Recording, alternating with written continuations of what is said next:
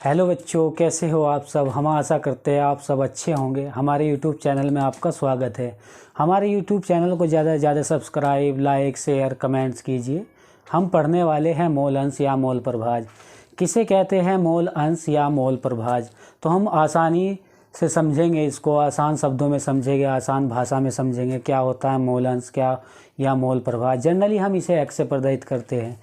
मोल प्रभाज या मोल अंश को समझने के लिए हमें एक विलयन की आवश्यकता होती है, और किसी भी विलयन को बनाने के लिए दो अवयवों की आवश्यकता होती है, एक विलेय और दूसरा विलायक। तो किसी भी विलयन में जो विलायक होता है एक ऐसा अवयव होता है जिसमें कोई अन्य पदार्थ घुल सकता है, और किसी भी विलयन का जो विलेय अवयव होता है वो एक ऐसा पदार्थ होता है जो किसी अन्य पदार्थ में घुल सकता है। तो हम यहाँ पर एक विलयन बना लेंगे। तो सपोज ये हमारे पास एक विलयन है जिसको विलायक और विलेय को मिलाकर बनाया गया है। यहाँ पर ये विलयन हमने बना रखा। तो इस विलयन के अंदर जो है दो अवयव हो गए, एक विलेय और दूसरा विलायक।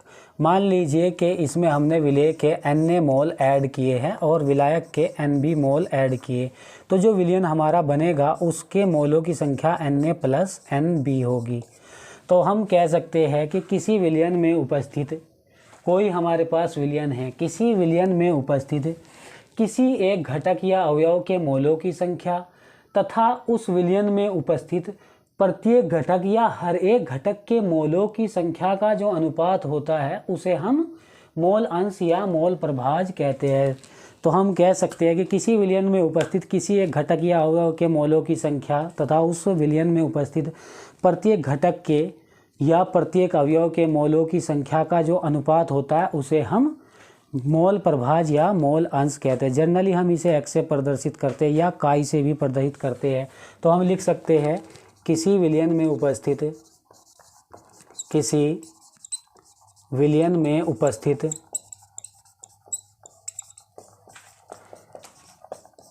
किसी एक घटक या अवयव के मोलों की संख्या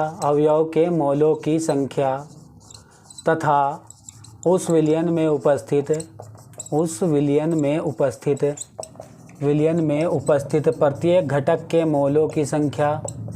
प्रत्येक घटक के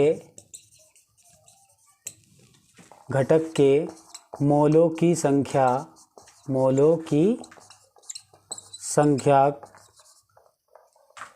के अनुपात को मोल अंश कहते हैं।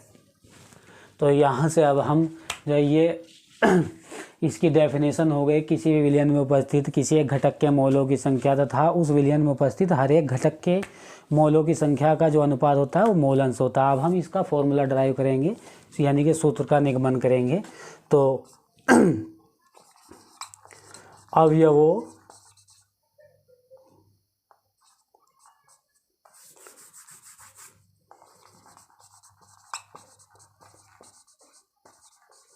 के मोल अंश होगा अवयव के कुल मोल उन विलयन या मिश्रण के कुल मोल। अवयव के कुल मोल या विलयन के कुल मोल। विलयन अवयव, जिस अवयव का हमें मोल अंश निकालना है, जिस अवयव का भी हमें मोल अंश निकालना है, उसके अवयव के मोलों को हम ऊपर रख देंगे और अपोन में कर देंगे विलयन के कुल मोल। और विलयन के कुल मोल हमारे पास Na प्लस Nb है। तो हम कह सकते हैं कि यदि किसी विलयन में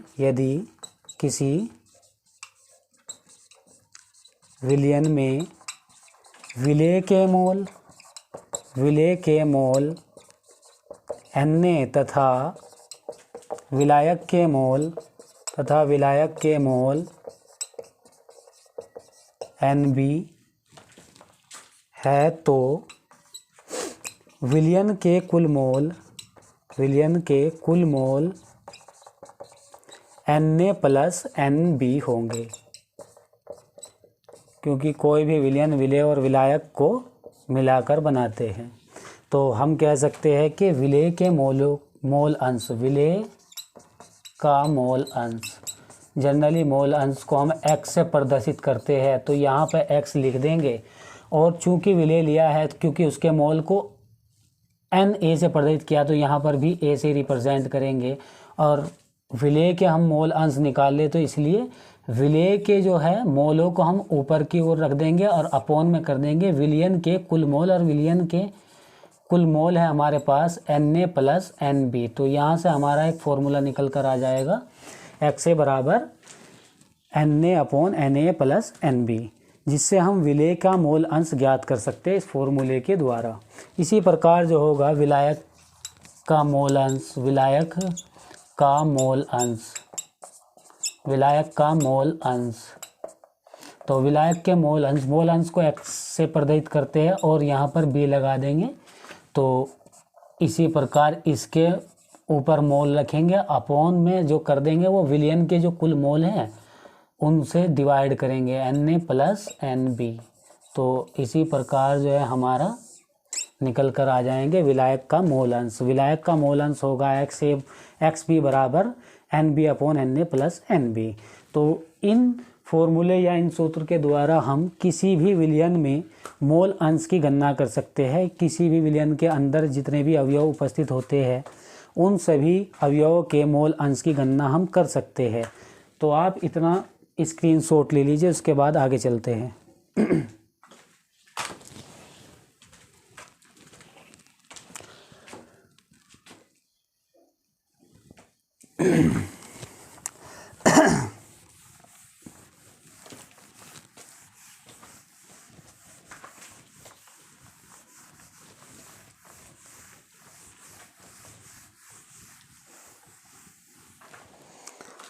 तो किसी भी विलयन में जितने अवयव होते हैं उन सभी के मोल अंशों का जो योग होता है वो 1 होता है।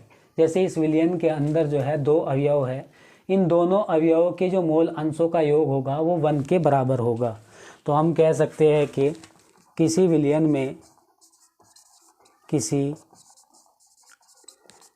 में सभी अवयवों के मोल अंशों का योग, मोल अंश का योग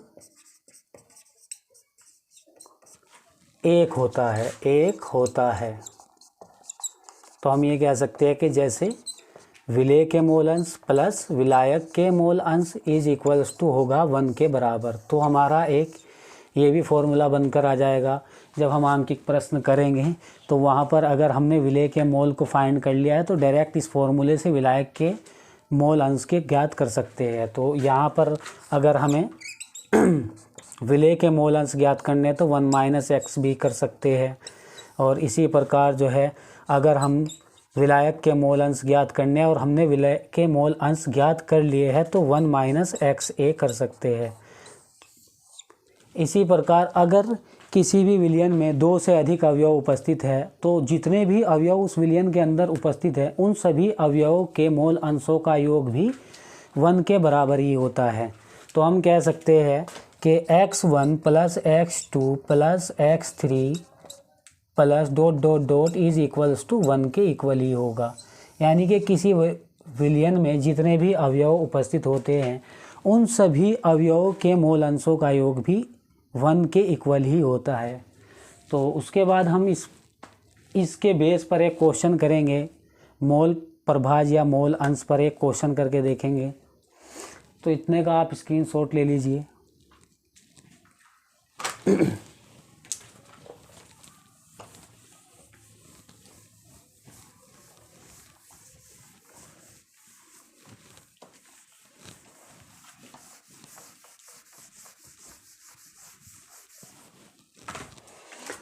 क्वेश्चन है एथिलीन ग्लाइकोल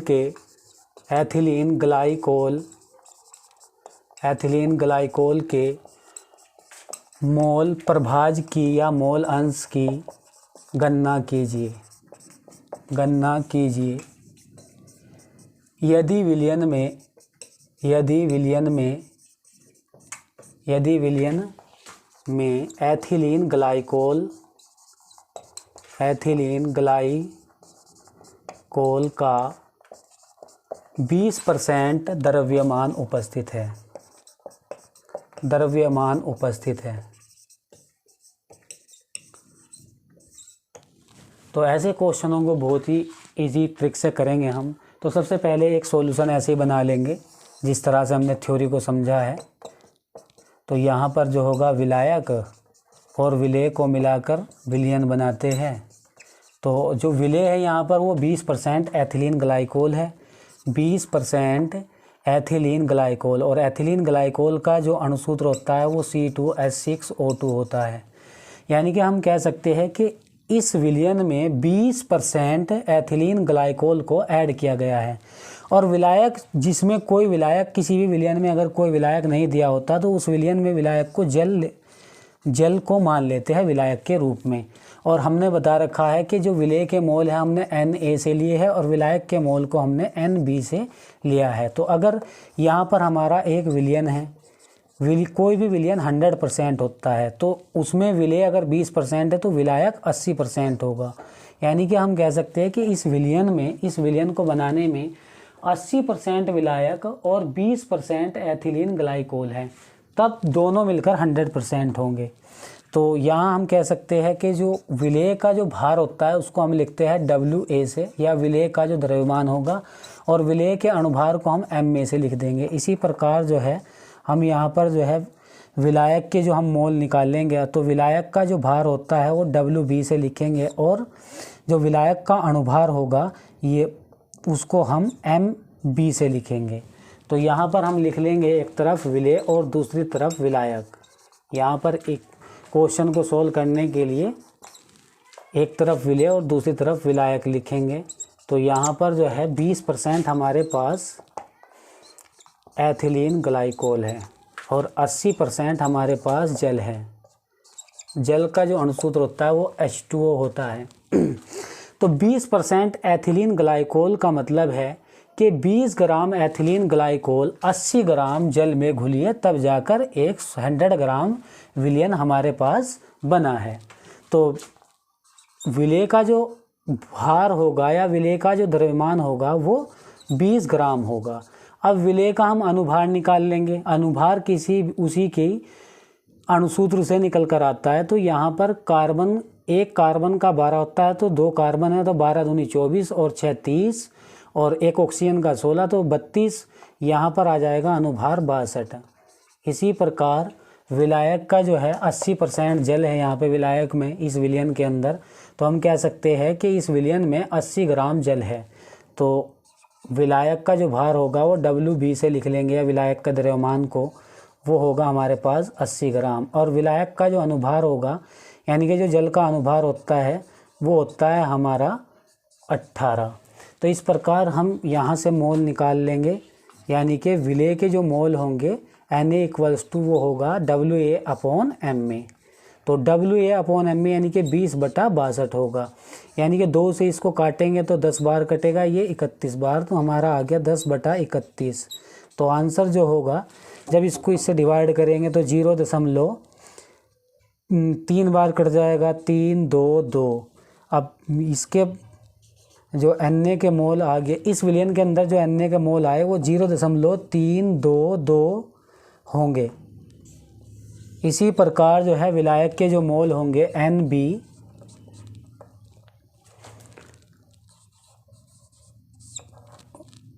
विलायक का हम द्रव्यमान ले लेंगे और विलायक का जो है अणुभार ले लेंगे Mb। तो यहाँ पर हमारा हो जाएगा 80/18। इसको जब इससे भाग देंगे तो समथिंग 4.444 आएगा।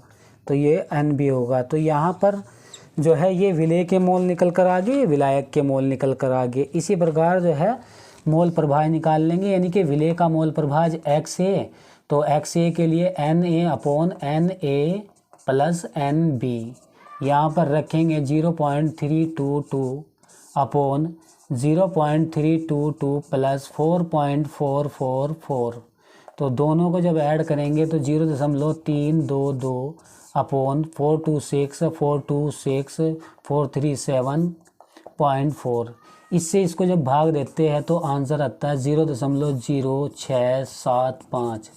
तो एक्स ए के जो या विलय के जो मोल इस विलयन के अंदर आए हैं हमारे, वो 0.0675 होंगे। इसी प्रकार जो है हम विलायक के मोल निकाल सकते हैं, यानी कि एक्स बी के मोल। हम फॉर्मूला पता है 1 माइनस एक्स ए, तो 1 माइनस 0.0675, तो यहाँ पर होगा 1 पॉइंट, यहाँ पे इसको एक तरफ माइनस कर लेंगे 0.0675, तो यहाँ से इसको करेंगे तो 5 2 और यहाँ 3, यहाँ बचेगा 9, तो हमारे पास आ जाएगा 0.9325। इस प्रकार जो है विलायक के मोल भी हमारे पास, या विलायक का मोल अंश भी निकल कर आ जाएगा। और चेक करने के लिए है कि इन दोनों को हम ऐड कर देंगे, ये दोनों 1 के बराबर आएंगे। इस तरह से इस क्वेश्चन का आंसर निकल आएगा।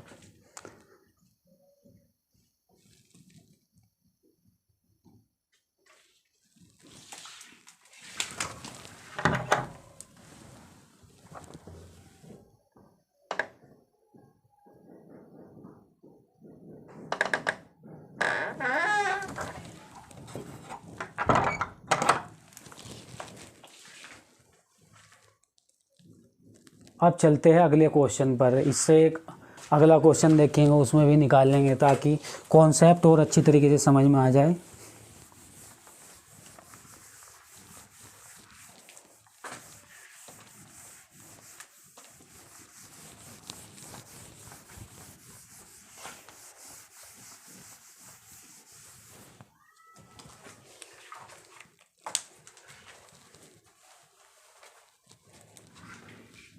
कि 72 ग्राम जल तथा 92 ग्राम एथिल अल्कोहल के जो मिश्रण हैं, उन दोनों के मोल प्रभाज की गणना करनी है। तो यहाँ पर जो जल होगा वो विलायक होगा।